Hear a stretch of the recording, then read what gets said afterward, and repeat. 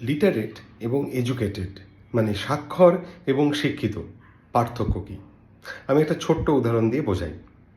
কোনো জায়গায় লেখা আছে CO2, যে স্বাক্ষর সে পড়বে CO2 যেহেতু তার অক্ষর জ্ঞান আছে, কিন্তু যে শিক্ষিত সে পড়বে কার্বন ডাইঅক্সাইড।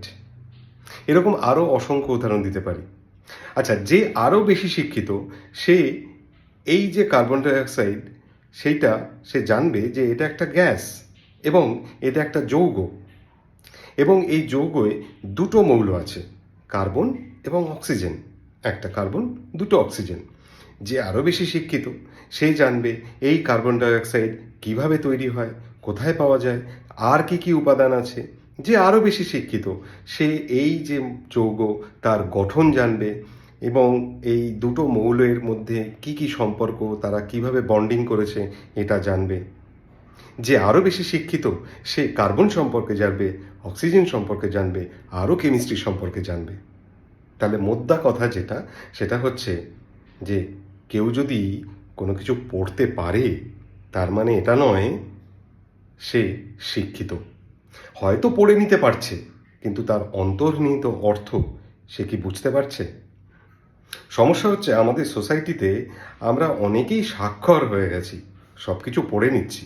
ফেসবুকের দেওয়ালে আছে, হোয়াটসঅ্যাপ ইউনিভার্সিটিতে আছে, সমস্ত কিছু আছে, সেগুলো পড়ে নিচ্ছি।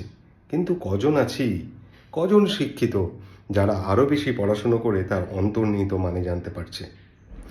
আরও প্রবলেম হচ্ছে যারা এই স্বাক্ষর, তারা কিছু অর্ধশিক্ষিত মানুষের মুখনিসৃত কথা সেগুলোকেই তারা বুকের মধ্যে ধারণ করে নিচ্ছে, মাথার মধ্যে ঢুকিয়ে নিচ্ছে এবং বিশ্বাস করে নিচ্ছে যে যা বলছে ঠিক বলছে, কারণ তার নিজের সেই জ্ঞান বা সেই শিক্ষা নেই যার ওপর ভিত্তি করে সে নিজের একটা চিন্তাভাবনা গঠন করবে।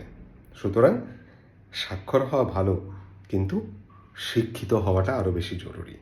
ও আরও একটা কথা বলি, আপনি যেটা ওষুধ ভেবে খাচ্ছেন, ভাবছেন আপনার রোগ সেরে যাবে, আসলে সেটা বিষ নয় তো। ওষুধ মনে করিয়ে আপনাকে কেউ বিষ খাওয়াচ্ছে না তো। ভাবুন, ভাবা প্র্যাকটিস করুন।